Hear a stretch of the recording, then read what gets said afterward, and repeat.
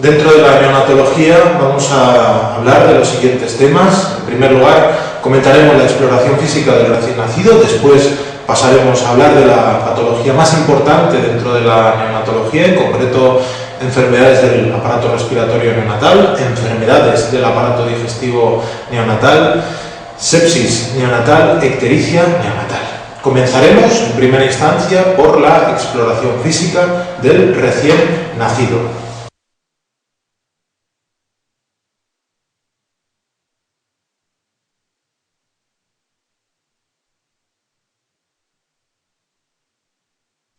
La exploración física del recién nacido comienza evaluando en primera instancia la piel.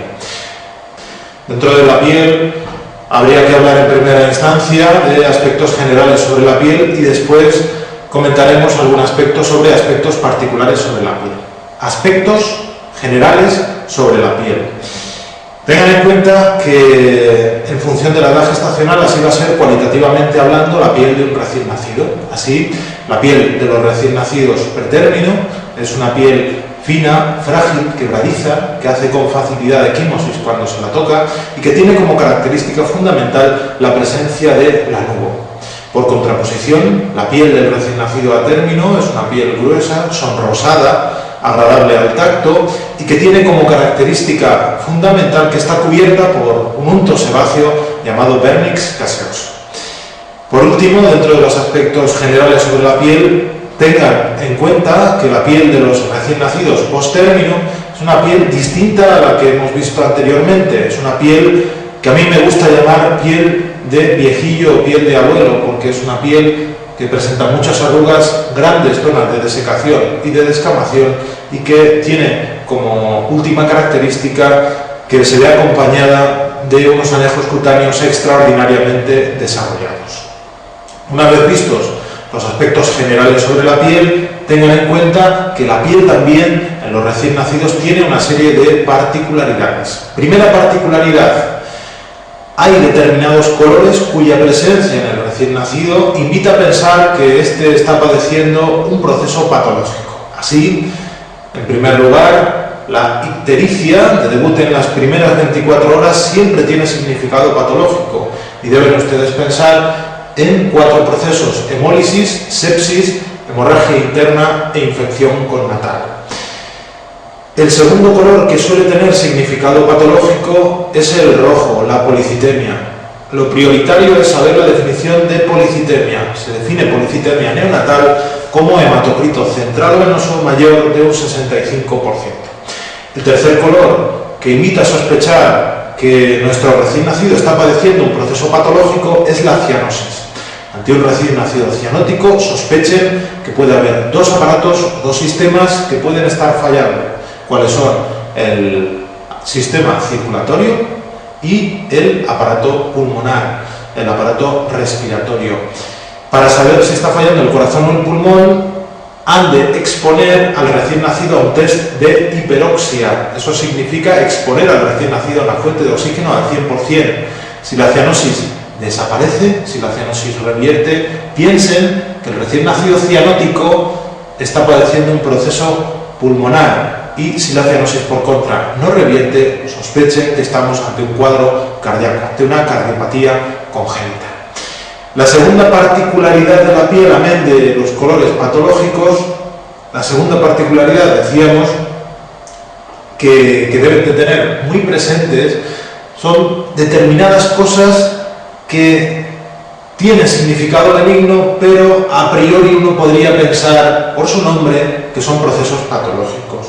Quédense con la copla de que son cosas que tienen un nombre que invita a pensar en lo patológico, pero tienen un significado benigno. ¿Cuáles son estas? En primer lugar, quistes de Milium. Los quistes de Milium son zonas de hiperplasia e hipertrofia de la nariz y de la región perinasal. En segundo lugar, han de pensar que tiene un significado benigno a pesar de su nombre los fenómenos vasomotores. ¿Cuáles son?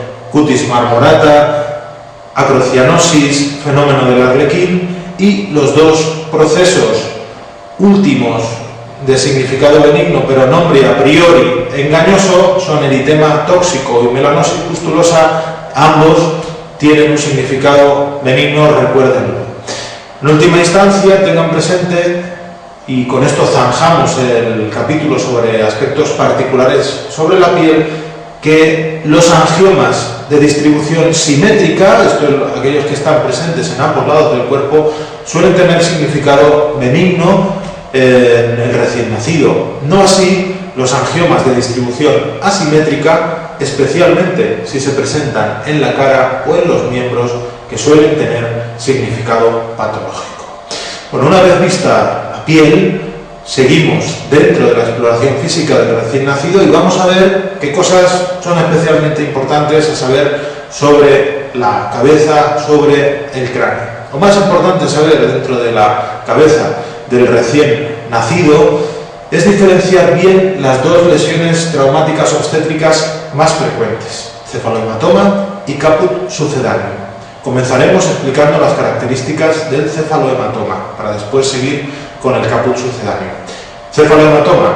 Primero, la definición de cefalohematoma es colección de sangre entre el periósteo y el hueso. Siguiente característica del cefalohematoma. Al ser una colección de sangre entre el periósteo y el hueso, va a quedar delimitado por suturas, va a quedar confinado a un hueso en concreto. En tercera instancia, han de tener presente que el cefalohematoma no asocia lesión de la piel suprayacente. ¿Por qué? Porque la colección de sangre está muy profunda con respecto a la piel. Siguiente característica del cefalohematoma. La aparición de este no es inmediata. El cefalohematoma no aparece inmediatamente después del parto. Hay una latencia de horas en su aparición. ¿Cuándo desaparece? Y esta es la última característica a retener sobre el cefalohematoma. ¿Cuándo desaparece este? Pues desaparece en el rango de semanas. Acuérdense, cefalohematoma.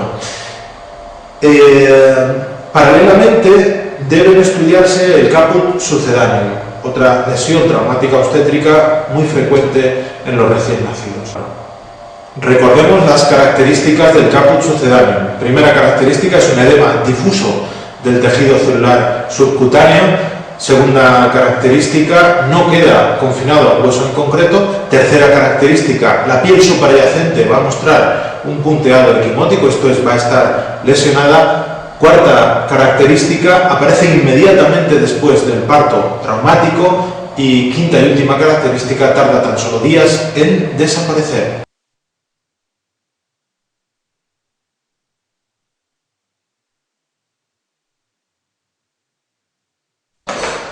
Seguimos con la exploración física del recién nacido y vamos a decir varias palabras sobre el abdomen.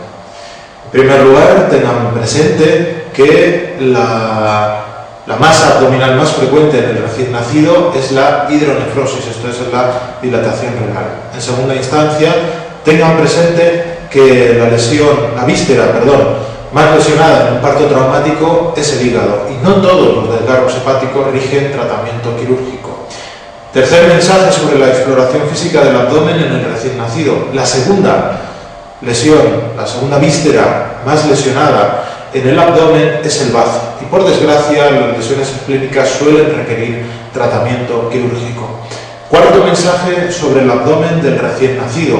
Tengan presente un cuadro que es relativamente frecuente, la hemorragia suprarrenal. ¿Cómo reconocer clínicamente una hemorragia suprarrenal? Toda hemorragia suprarrenal en el recién nacido va a presentar los siguientes elementos. Primero, recién nacido macrosómico. Segundo, nacido a través de parto de nalgas. Tercero, empeoramiento clínico. Cuarto, en forma de hipoglucemia persistente. Quinto, con alteraciones iónicas. ¿Cuáles son estas? Hiponatremia e hiperpotasemia. Por último, redondean el cuadro clínico de la hemorragia suprarrenal la presencia de anemia y la presencia de ictericia.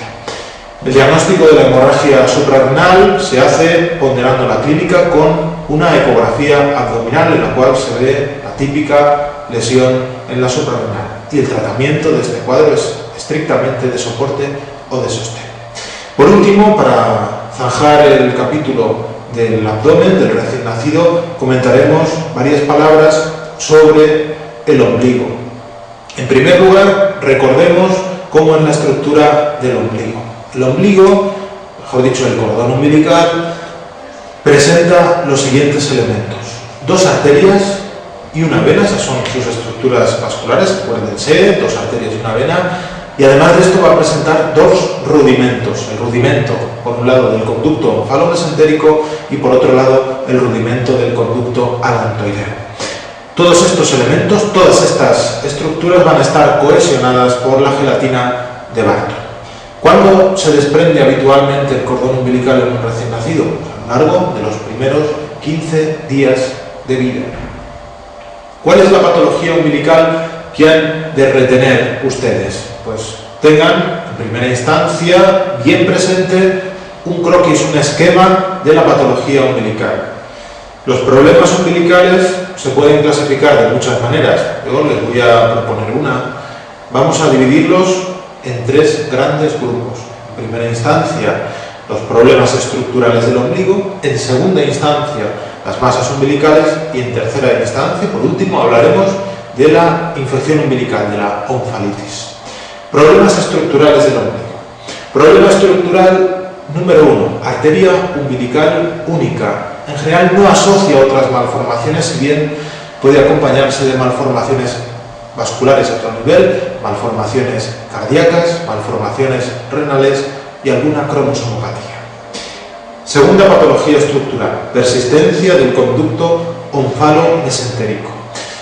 El conducto onfalomesentérico es un tubo que conecta el intestino primitivo con el exterior. Este tubo generalmente se cierra. Si no se cierra, si permanece abierto, va a dar lugar a una fístula. A través de esa fístula, ¿qué va a salir? Pues va a salir contenido fecal, va a salir una sustancia de pH alcalino.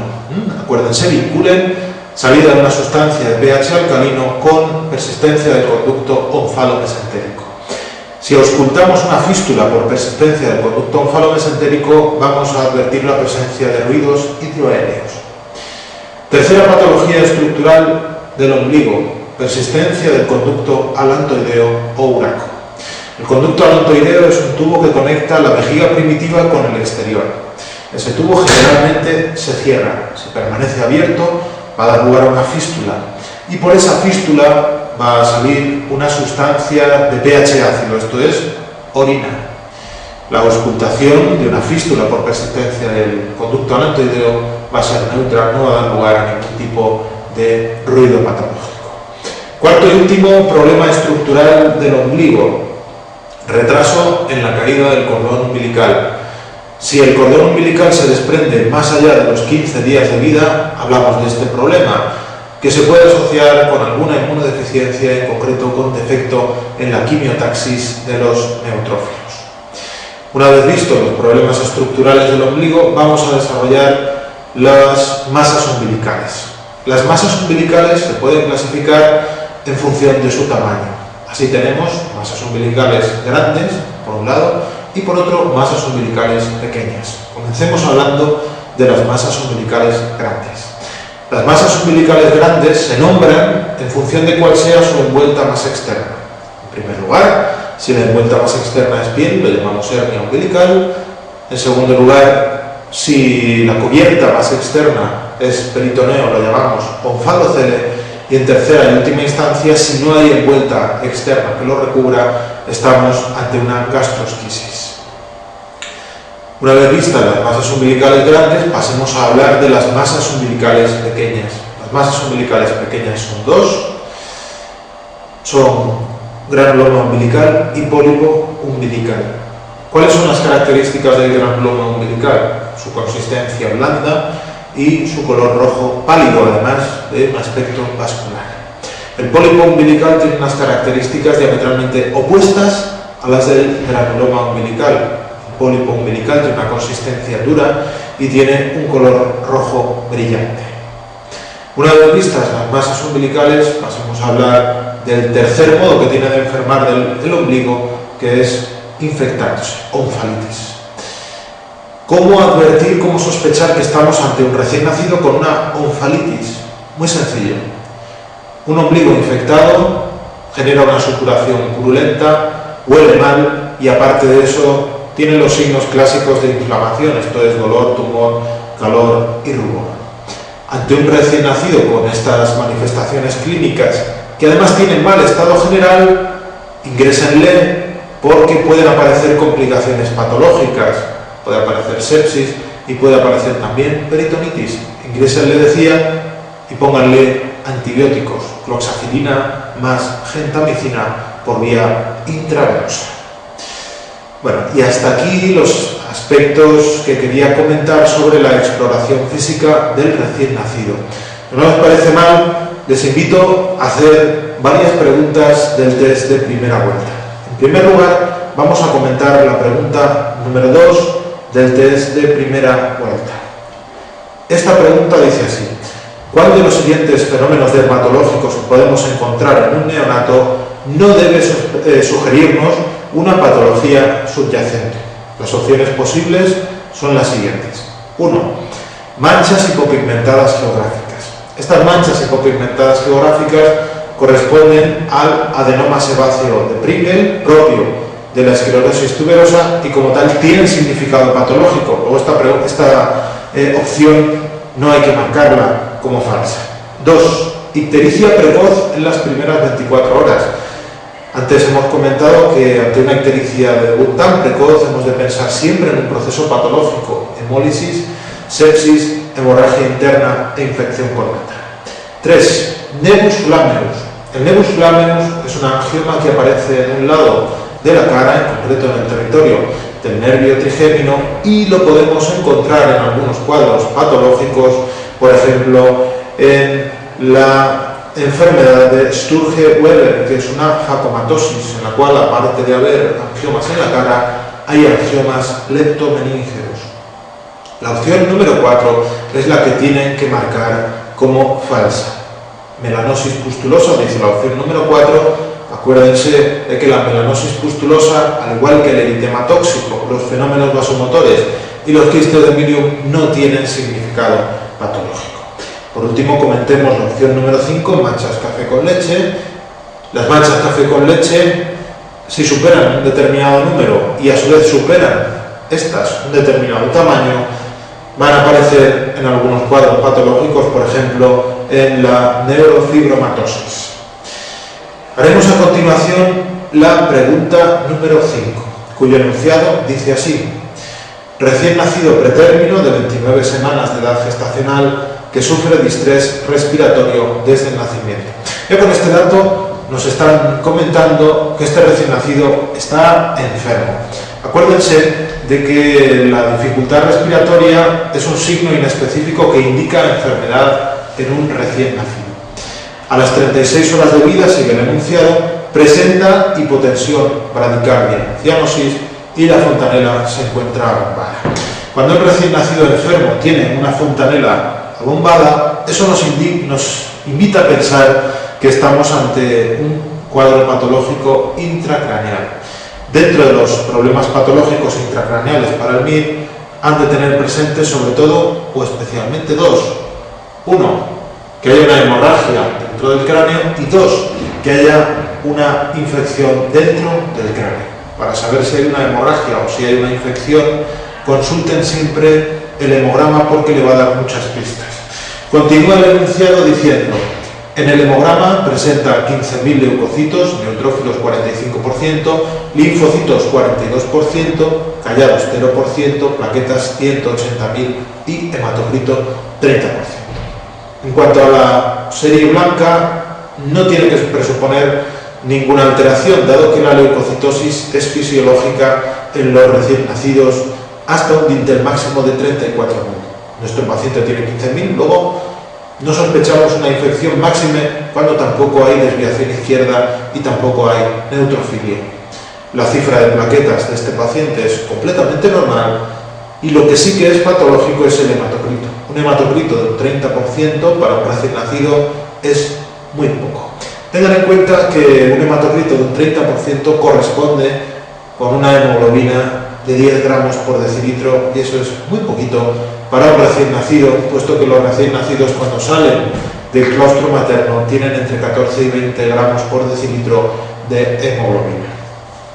Si juntan recién nacido enfermo con problema intracraneal y hematocrito bajo, ustedes van a sospechar claramente una hemorragia intracraneal. La pregunta que se nos formula es: ¿qué prueba complementaria consideraría más adecuada en este momento? Y nos dan distintas opciones. Sin duda alguna, la más correcta es la opción número 3, que dice ecografía cerebral. Los recién nacidos no tienen completamente fusionado el cráneo, sino que tienen zonas desprovistas de hueso, las fontanelas. A través de esas zonas, si colocamos una sonda ecográfica, vamos a poder ver lo que ocurre en el parénquima cerebral. Nos va a permitir, por tanto, diagnosticar hemorragias intracraneales, y la opción que tenemos que marcar, por tanto, es la opción número 3.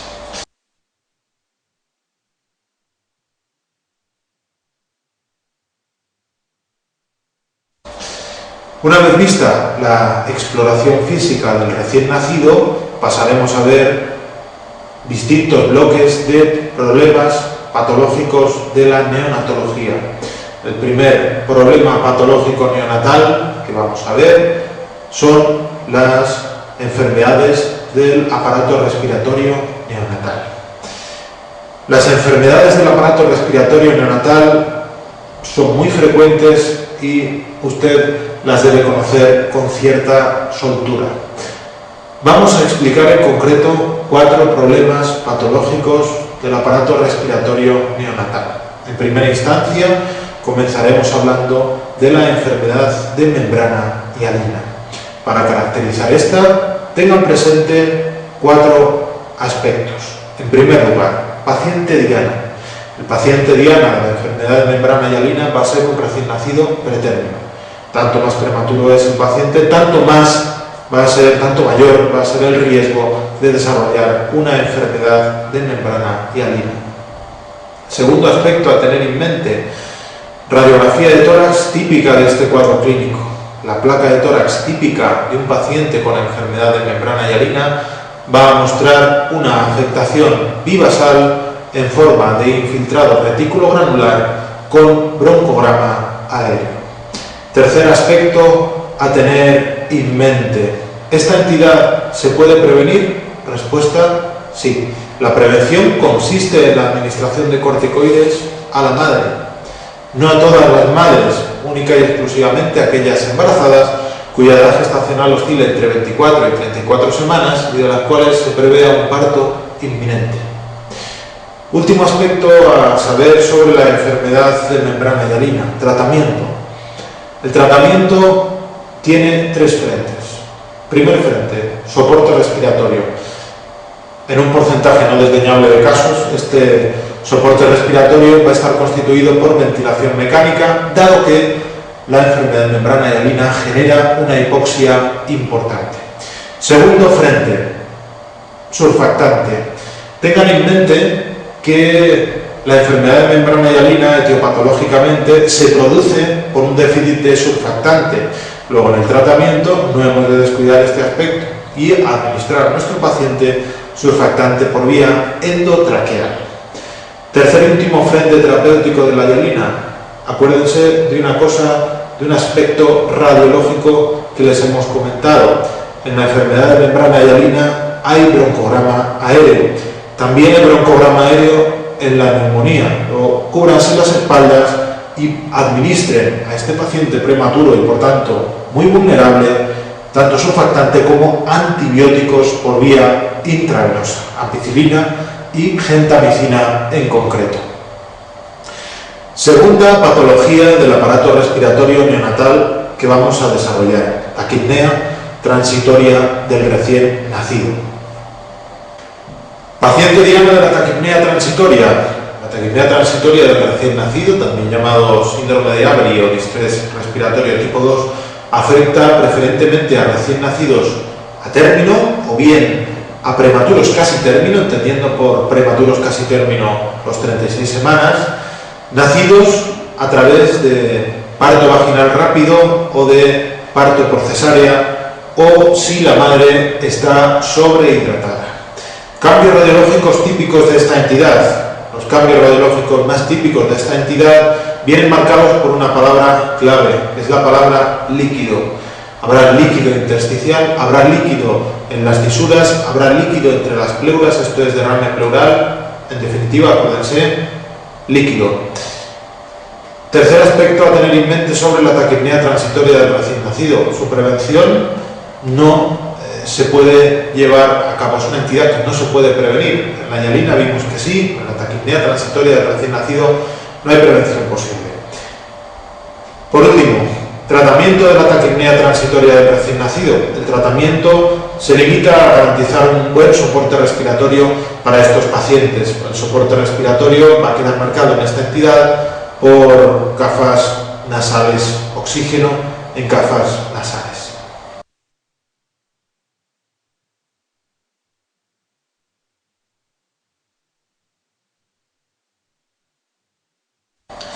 Tercer problema respiratorio neonatal a tener en mente, síndrome de aspiración meconial. El paciente diana típico del síndrome de aspiración meconial es un recién nacido postérmino o un recién nacido con un crecimiento intrauterino retardado. La expresión radiológica del síndrome de aspiración meconial va a venir marcada por los siguientes aspectos. En primer lugar, tengan en cuenta que los pegotes de meconio tienen tendencia a atrapar aire, por tanto, el signo radiológico fundamental va a ser la hiperinsuflación pulmonar. Además de esta hiperinsuflación, se visualizarán los tapones de meconio como unas condensaciones blanquecinas de aspecto desplecado y que recuerdan bastante al algodón. Por último, tengan presente la posibilidad de encontrar aire ectópico en esta patología, aire ectópico en forma de neumotórax, neumomediastino, enfisema intersticial y un largo etcétera. Prevención. ¿Esta entidad se puede prevenir? Respuesta, sí.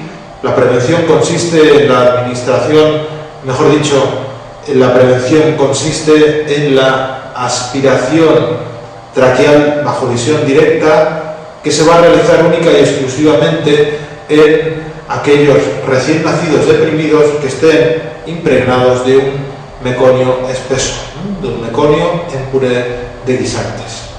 Por último, tratamiento del síndrome de aspiración meconial. Lo principal es garantizar un buen soporte respiratorio, aunque hay algunas medidas terapéuticas accesorias que en determinados casos se van a utilizar. Medida accesoria número 1, antibióticos. Hay algunos hospitales cuyo protocolo terapéutico de esta entidad se van a administrar a priori antibióticos, si bien en algunos centros no se utilizan. El porqué de esta discrepancia radica en que el meconio primariamente es estéril, si bien como un buen cuerpo extraño que es en la vía aérea, un paciente con SAM puede desarrollar en un futuro neumonías bacterianas secundarias, sobre todo producidas por E. coli, en segundo lugar por listeria. Esta posibilidad de una infección secundaria hace que en algunos centros esta entidad del síndrome de aspiración meconial se cubra a priori con antibióticos con fines preventivos. La última modalidad terapéutica del SAM se va a utilizar única y exclusivamente en aquellos casos de SAM que requieran ventilación mecánica prolongada. Si un cuadro de síndrome de aspiración meconial requiere ventilación mecánica prolongada, podemos utilizar surfactante con la intención de que éste nos permita bajar, disminuir y reducir los parámetros del respirador. Para acabar la patología respiratoria del paciente en edad neonatal, vamos a hablar de la displasia broncopulmonar. ¿Cuál es el paciente diana de esta entidad? Pues el paciente diana es un antiguo pretérmino que al mes de vida sigue necesitando oxígeno. ¿Cuál va a ser la expresión radiológica del síndrome de aspiración meconial? La expresión radiológica de esta entidad tiene un nombre metafórico, se le llama pulmón en esponja. Se le llama pulmón en esponja porque va a presentar áreas circulares enfisematosas y además tractos fibrosos retículo-intersticiales. Y no solo por eso, sino porque se suele apreciar un cierto grado de edema pulmonar. Igual que las esponjas suelen estar mojadas, en estos pacientes suele haber un cierto componente de líquido.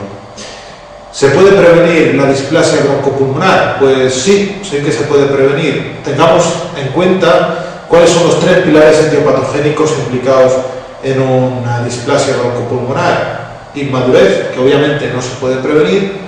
Toxicidad por oxígeno, que sí se puede prevenir si limitamos al máximo el flujo de oxígeno, al máximo dentro de lo razonable.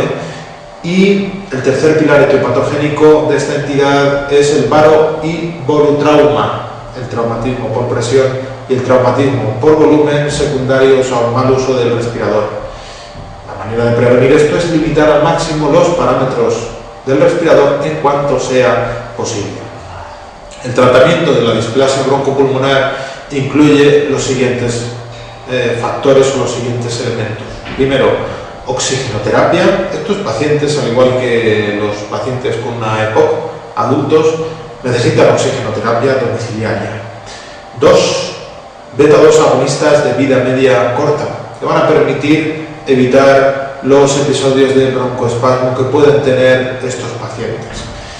Pilar terapéutico número 3, corticoides por vía oral, que han de ser usados solo en casos de displasia broncopulmonar grave y con una gran cautela, dado que se ha vinculado el uso de corticoides postnatales en prematuros con un aumento en el riesgo de desarrollar parálisis cerebral. 4. medida terapéutica, fisioterapia respiratoria, que van a permitir a estos pacientes desembarazarse del moco coleccionado en los pulmones. Y por último, en estos niños hay que restringir líquidos al máximo posible y usar diuréticos, sobre todo en casos de gran edema pulmonar. Bueno, una vez desarrolladas estas 4 entidades patogénicas, acuérdense, enfermedad de membrana hialina, taquipnea transitoria del recién nacido, síndrome de aspiración meconial y displasia broncopulmonar, pasemos a su aplicación práctica a través del ejercicio de varias preguntas de nuestro test de primera vuelta. Comencemos hablando de la pregunta número 8. Esta pregunta dice así: señale la afirmación falsa respecto al manejo de los recién nacidos pretérmino. La opción número 1 dice: la administración prenatal de corticoides a la madre tiene más beneficios en los embarazos de más de 34 semanas. Esta es la opción falsa. Acuérdense, los corticoides están indicados en aquellas embarazadas cuya edad gestacional oscila entre 24 y 34 semanas y de las cuales se prevea un parto inminente. Lo tenemos sencillo, pues las otras opciones han de ser correctas. La opción 2 dice: el beneficio óptimo de la administración prenatal se observa a las 24-48 horas después de iniciar el tratamiento. La opción 3 también es correcta, dice: la administración de surfactante exógeno mejora la supervivencia de la hialina, pero no reduce la incidencia de displasia broncopulmonar. La opción número 4 dice: la canalización de la vena umbilical puede tener como complicación una trombosis de la vena porta, correcto también. Y quinto y último, ante la sospecha diagnóstica de enfermedad de membrana hialina, deben administrarse siempre antibióticos, ampicilina y gentamicina.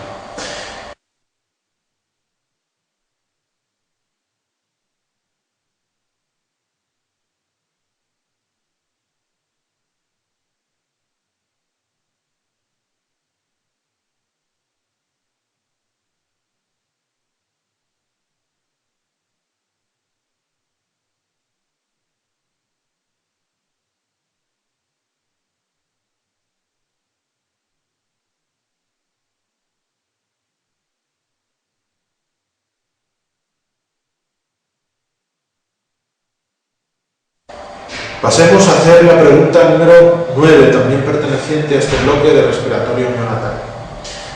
Es un caso clínico. Ante un neonato a término que tras cesárea presenta precozmente taquipnea y cianosis que desaparece con pequeñas cantidades de oxígeno. Al decir una cianosis que desaparece con pequeñas cantidades de oxígeno, nos están aludiendo directamente al problema pulmonar, lógicamente, en el que la auscultación pulmonar es normal y en el que la radiografía muestra marcas vasculares prominentes y líquido en las fisuras sin broncograma aéreo, sospecharemos La opción correcta es la número 2, una taquipnea transitoria del recién nacido. ¿Por qué es esta opción y no las otras? Pues muy sencillo. Tengan en cuenta que nos están dibujando un recién nacido a término. Tengan en cuenta también que ha nacido por cesárea. Y 3, tengan en cuenta que su expresión radiológica va a ser la presencia de líquido, palabra clave radiológica en esta entidad, tal y como se ha comentado antes en la exposición teórica. Siguiente pregunta, también perteneciente a este bloque. Haremos la pregunta número 10. Recién nacido de 35 semanas de edad gestacional que en las primeras 12 horas de vida presenta taquipnea, quejido audible, cianosis progresiva parcialmente refractaria a la administración de oxígeno. A la auscultación encontramos crepitantes, sobre todo en vasos pulmonares. En la gasometría aparece hipoxia progresiva, aumento de la presión parcial de CO2 y acidosis metabólica. ¿Qué radiografía de tórax esperaría encontrar en este momento? Pues antes de evaluar cuál sería su expresión radiológica, primero tienen que saber ante qué cuadro clínico nos estamos enfrentando. Los elementos clave para llegar a una conclusión buena, a una conclusión acertada, son los siguientes. Primero, estamos ante un recién nacido prematuro, dado que tiene 35 semanas de edad gestacional. Segundo, nos estamos encontrando ante un cuadro respiratorio, una cianosis parcialmente refractaria a la administración de oxígeno, de corta evolución, dado que estamos ante las primeras 12 horas de vida. Y hay una afectación, sutilmente nos lo dicen en el enunciado, de ambas bases. Eso nos invita a pensar que estamos ante una enfermedad de membrana hialina.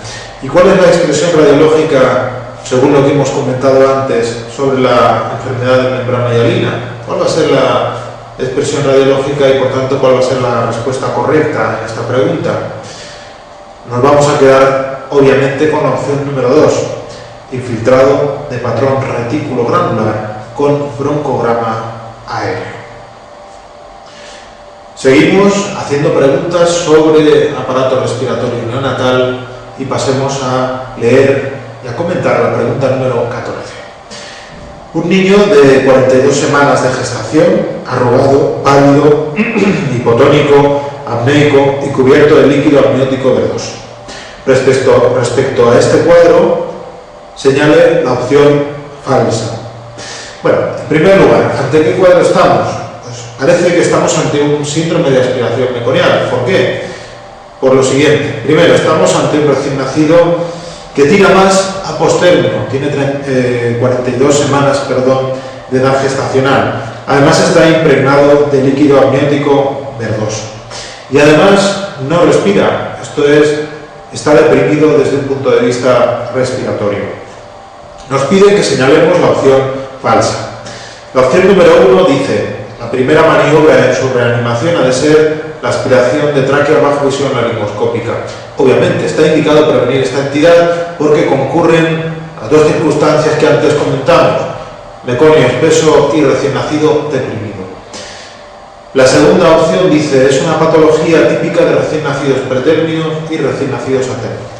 La opción 2, por tanto, es la que hay que marcar como falsa, dado que el síndrome de aspiración meconial afecta preferentemente a postérminos. La opción 3 es correcta. El E. coli es el germen más frecuentemente implicado en cuanto a desarrollo de neumonía bacteriana secundaria de estos pacientes. Lo hemos comentado ahora y a continuación comentaremos que la segunda bacteria en cuanto a frecuencia implicada en neumonía bacteriana en estos pacientes es la Listeria monocytogenes. La opción número 4 dice: en la radiografía de tórax es típico encontrar un patrón de atrapamiento aéreo, y la opción 5 y última comenta: esta patología produce una llamativa hipertensión pulmonar, lo cual es cierto, y si esta aparece y se consolida, nos vemos obligados a garantizar un doble de soporte, tanto cardíaco como circulatorio a estos niños, y nos vemos obligados a usar una oxigenación a través de una membrana extracorpórea, hecho que es especialmente delicado. Seguimos viendo, mejor dicho, preguntas sobre el aparato respiratorio del periodo neonatal y vamos a comentar la pregunta número 17. Un recién nacido de 32 semanas con antecedentes de enfermedad de membrana hialina, sometido a ventilación mecánica con altas concentraciones de oxígeno, tiene actualmente un mes de vida y sigue dependiendo del respirador para mantener adecuadas saturaciones de oxígeno.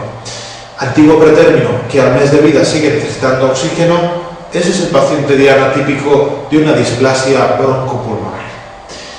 En los últimos días presenta además oliguria con edemas en miembros inferiores y se palpa el hígado a 5 centímetros bajo el reborde costal derecho. Ojo, este paciente con una displasia broncopulmonar parece que sea complicado. Las dos complicaciones fundamentales a tener en mente en esta entidad y que pueden motivar incluso la muerte son el fracaso del ventrículo derecho por un lado, complicación esta que se ha dado en nuestro paciente, y la segunda y última complicación importante a tener en mente es la aparición de una bronquiolitis obliterante. Si bien hemos comentado que pueden sobrevenir complicaciones importantes en el contexto de una displasia broncopulmonar, la norma es que este cuadro clínico, contrariamente a lo que pudiera pensarse, suele evolucionar favorablemente y tiende a resolverse de manera plena a lo largo de los primeros meses de vida. Normalmente, cuando el paciente tiene entre 12 y 24 meses, se ha solucionado el problema. Continuamos con el enunciado de la pregunta 17. En la radiografía de tórax se observa una imagen de pequeñas zonas redondas y claras que alternan con otras de mayor densidad. Expresión esta que nos viene a especificar qué clase de pulmón en esponja de estos niños. En relación con la patología que presenta este paciente, señala la respuesta falsa. Primero, se consideran factores de riesgo para su desarrollo el hecho de tener distrés respiratorio grave que precise largos periodos de administración de oxígeno. Toxicidad por oxígeno, inmadurez y barotrauma eran los tres pilares etiopatogénicos en esta entidad. Dos, las principales causas de muerte de estos pacientes son la bronquiolitis necrotizante y el fallo cardíaco derecho, lo cual es cierto y lo acabamos de comentar. El tratamiento incluye broncodilatadores, diuréticos y dexametasona. Tengan en cuenta lo que antes esbozamos. Los corticoides en estos pacientes han de ser usados con extrema cautela, solo están indicados en cuadros muy graves de displasia broncopulmonar. La opción número 4, que es también correcta, dice la nefrolitiasis puede ser una complicación para estos pacientes secundaria al uso de diuréticos y a la alimentación parenteral. Bien, es correcta, tampoco es un detalle que tenga gran importancia. La opción 5 es la opción que hemos de marcar como falsa y veamos por qué.